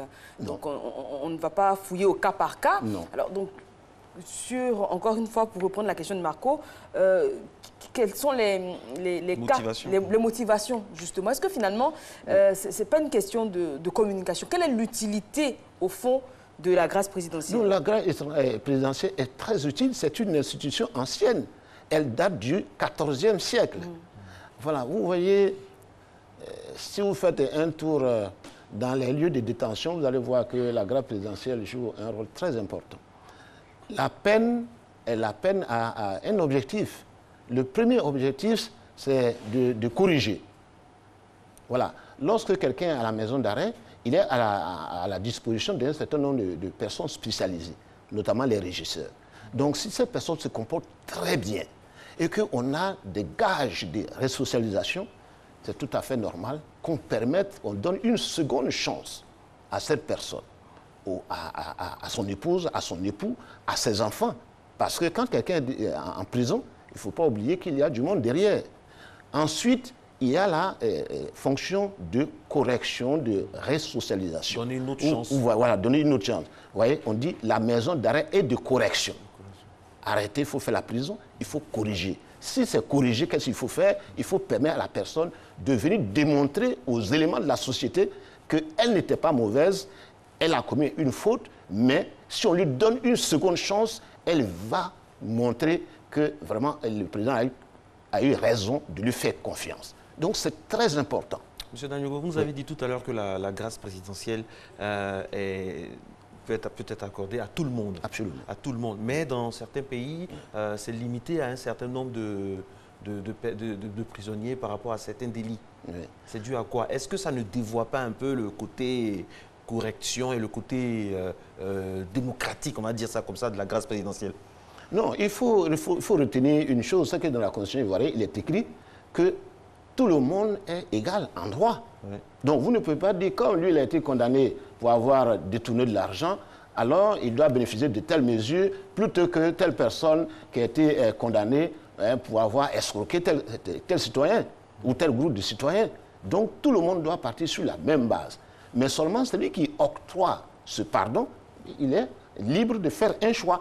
Ah, et tous les décrets de grâce que moi j'ai en ma position, il y a toujours eu un choix. On dit par exemple, les personnes qui ont commis un crime ne sont pas concernées.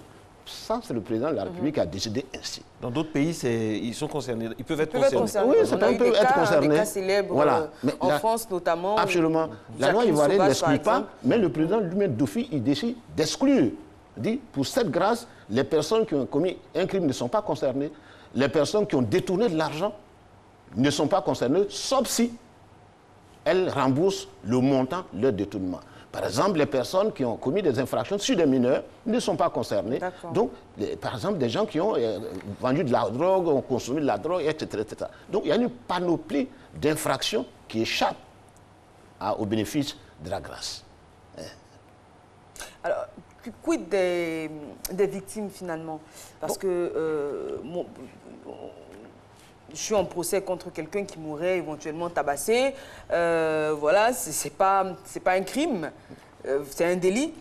Voilà, la personne m'a tabassé, on part en procès, je gagne mon procès. La personne incarcérée, j'ai une certaine joie au cœur de savoir que mon agresseur n'est pas en liberté. Et puis j'apprends comme ça qu'en fin d'année, il a été gracié par le président de la République. Qu'est-ce que les victimes doivent ressentir et puis comment elles doivent le prendre?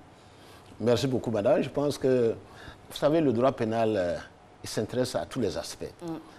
Il faut retenir une chose, c'est que la grâce, a dit, n'efface pas l'infraction. L'infraction demeure. Seulement, la sanction n'est pas exécutée jusqu'à son terme. Les droits de la victime sont sauvegardés. Qu'est-ce qui intéresse la victime, en réalité? C'est la réparation du tort qui lui a été causé. L'emprisonnement, peut-être que ça peut mettre du baume au cœur, mais ça ne répare pas le dommage. Donc, le préjudice qui a été causé, et si le tribunal a condamné l'auteur de l'infraction à payer telle somme d'argent à la victime, cette victime a droit à cela.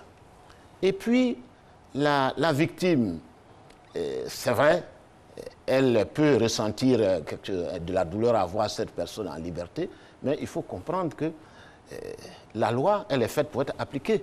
C'est le législateur qui en a décidé ainsi. Et en matière pénale, il faut tenir compte de l'intérêt de tout le monde.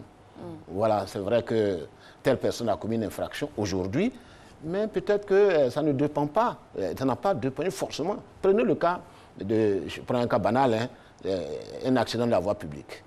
Vous êtes au volant de votre voiture, enfin quelqu'un au volant de sa voiture, et puis un imprudent traverse la voie. Vous ne pouvez rien. Et vous allez vous trouver à une condamnation. Si ces mécanismes juridiques n'existent pas, vous allez voir que ce sera une catastrophe pour la société.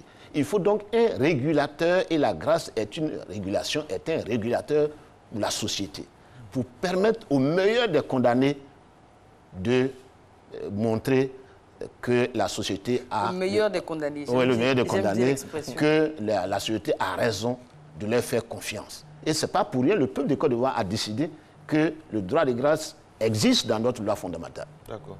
Monsieur Daniogo, nous sommes le 26 décembre, nous sommes à 5 jours de la fin de l'année. Alors, est-ce qu'on a la liste déjà? Et comment ça se passe?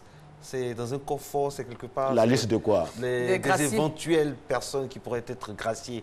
Est-ce que vous avez déjà la physionomie de la liste tout court? Comment ça se passe? Est-ce qu'il y aura des réunions? Et puis après, on aura le final cut du chef de l'État. Comment ça se passe? Vous nous avez expliqué le dispositif, tout ça, mais concrètement, il y a une réunion A, réunion B, réunion C. Mais il faut savoir que la grâce n'est pas automatique. Il y a que, en réalité, la question doit être posée au président de la République. Voilà, s'il va user de son droit prétorien de gracier ou non. Voilà, s'il va le faire ou non, mais je ne peux pas le savoir. S'il le décide, il va donner les instructions à M. le garde des Sceaux, et M. le garde des Sceaux va mettre ses services techniques en branle pour pouvoir préparer le décret. C'est ce travail des services techniques-là, ça ressemble à quoi? C'est ce qu'on veut savoir. Ah d'accord, c'est simple. Lorsque le président de la République décide de gracier des gens, il donne les instructions au ministre de la Justice, et le ministre de la Justice fait instruire le dossier par ses services techniques, et les services techniques préparent le projet de décret. Le projet de décret est retenu à M. le garde des Sceaux, qui transmet à M. le président de la République par le canal du secrétariat général du gouvernement, et le président de la République signe. D'aucuns disent que ça fait mal qu'on entende parler de grâce alors qu'il y a des personnes qui sont encore en prison sans condamnation, sans jugement, tout ça. Bon, c'est deux choses différentes. Oui, je sais, mais voilà. Ça existe quand même. Oui, c'est le cas des personnes qui sont dans les cabinets d'instruction. Donc, pour certaines catégories, la loi dit en matière criminelle qu'il ne peut pas avoir de jugement en matière criminelle tant qu'on n'est pas passé devant le juge d'instruction. Et donc, pour instruire un dossier, il faut un certain nombre de temps. Bien entendu, quelquefois, il y a des crimes qui sont très, très complexes. Vous allez voir qu'un témoin déterminant se trouve à Korogo ou bien à Zonouien. Il faut que le juge fasse tout pour que cette personne comparaisse, pour que la vérité apparaisse. C'est bien de rendre rapidement une décision de justice, mais il faut que la décision soit claire, limpide, qu'on ne commette pas d'erreur. Parce que quelqu'un qui a commis un crime, il peut encourir l'emprisonnement à vie, par exemple. Alors, si vous condamnez quelqu'un à vie sur des bases qui ne sont pas solides, croyez-moi, madame, monsieur, ce n'est pas du tout agréable. Souvenons-nous du cas du capitaine Dreyfus, qui a été décapité pour un crime qu'il n'a pas commis, et il a été réhabilité par la suite. Cette réhabilitation, qu'est-ce qu'elle vaut? Donc, il vaut mieux instruire correctement une procédure, obtenir une décision limpide, claire, que dans la précipitation, rendre une décision et se rendre compte demain que cette personne n'en tient pas. Il y a un cas récent dans un pays dont je ne citerai pas le nom. Voilà, cette personne a bénéficié de la grâce, mais elle a clamé toujours son innocence, et il y avait des éléments qui militaient en faveur de son innocence. Et vous voyez quelqu'un qui est agonisant, qui écrit sur un mur. Omar m'a tué. Voilà, Omar m'a tué. L'affaire Omar Haddad. Voilà, et c'est sur cette base-là que ce monsieur a été condamné. Et c'est sur la base des doutes que le président de la République française a accordé son pardon. À l'époque, il n'y avait pas le truc de ADN, et c'est après qu'on a su, avec l'évolution de la technologie, que c'était pas... Tout à fait. Alors, les grâces présidentielles, en tout cas en Côte d'Ivoire, en général, apparaissent en fin d'année, lors du discours de bonne année, de nouvelle année donc, du président de la République. Pourquoi ce timing? Est-ce que c'est une question de communication? Non, ce n'est pas toujours. Il y a des grâces qui ont été accordées. Par exemple, en 2016, le président de la République a accordé 2 fois son pardon à des condamnés. En juillet et puis en décembre. Il peut le faire autant de fois qu'il désire. Autant de fois il le peut. Voilà, la loi n'a pas déterminé d'époque. D'accord. Voilà. Donc, cela s'est fait. Il y a pour certains faits, il y a des époques qui sont indiquées. Par exemple, au niveau de l'anniversaire du premier président de la République de Côte d'Ivoire, le président Félix Houphouët-Boigny, qui a son âme, mais le président de la République peut décider à cette occasion-là, qui est une occasion exceptionnelle, d'accorder son pardon à des gens qui sont en porte-à-faux avec la loi. Cela peut se faire à la veille de la fête de Noël, par exemple. Voilà. Comme ça a été fait du côté au Pérou, par exemple, avec M. Fujimori, l'ancien président. Alors, dites-nous, quelle est la première grâce présidentielle dans notre pays? C'était en quelle année? Je ne peux pas vous le dire parce que la grâce date de 1959. Enfin, la première constitution comportait les dispositions en ce qui concerne la grâce. Ça, c'est 1959. Ensuite, il y a eu la constitution de 1960 qui a reconduit, et le président Houphouët-Boigny a fait usage largement du droit de grâce. Vous connaissez des histoires qui ont marqué l'histoire de la Côte d'Ivoire, dont je ne vais pas en citer. En l'an 2000, il y a eu plusieurs fois des grâces, même des grâces individuelles. Voilà, il y a une affaire importante, par exemple, que moi j'ai eu à instruire quand j'étais juge d'instruction, et en fin de compte, la personne a été graciée. Donc, ce sont je ne peux pas dire exactement quelle est la première grâce qui a été accordée. Mais il y en a eu. Oui, il y en a eu. Il suffit de rentrer dans les archives, on peut les sortir. Et on les sort. Oui. Alors, un gracié présidentiel qui se retrouve à commettre un autre délit, peut-être le même que celui pour lequel il a été précédemment condamné, voire pire, qu'est-ce qui lui arrive? Est-ce qu'on n'a pas le condamné doublement pour avoir grugé le chef de l'État? Non, on ne condamne pas doublement. La loi, elle est faite pour tout le monde. Mais seulement, vous allez voir que dans les décrets de grâce, toute personne qui a bénéficié d'une première grâce est exclue de la seconde. Ça, les derniers décrets que nous avons ont été montés comme ça. Si vous avez bénéficié d'une grâce présidentielle, là, si vous vous arrangez à retourner en prison, vous allez purger votre peine jusqu'à son terme. M. Danyugo, est-ce que les grâces sont démocratiques? Question qui fâche. Bon, je pense que... Est-ce que c'est démocratique? Et finalement, peut-être ce n'est pas à la tête de la personne. Je pense que les grâces sont démocratiques. Par rapport à certaines affinités, par exemple. Ah non, non, non, non, on non, sait non, jamais, non, je pose non, la question. Hein. Oui, non, on ne peut même pas, il ne faut même pas le penser. Parce que les personnes qui sont graciées ne sont pas connues du président de la République. Moi-même qui suis acteur de vous avez dit tout la à l'heure chose. qu'il y a des mesures individuelles qui peuvent intervenir. Oui, ça c'est lorsque la personne fait la demande. Oui, celui qui n'a pas fait de demande, on ne peut pas lui accorder la grâce. Sinon, je suis acteur, mais je ne connais pas l'identité des personnes. Lorsque la personne fait la demande qu'on connaît cette personne, on voit que bon...